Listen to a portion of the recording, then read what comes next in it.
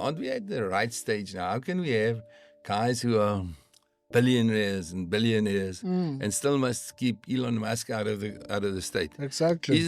Shouldn't we spend our money to get him in at any cost to help the people in Kuruman and in Hartswater and I can't even do my business on my hunting farm because I never have proper internet. Because you're quite right. There's no broadband access.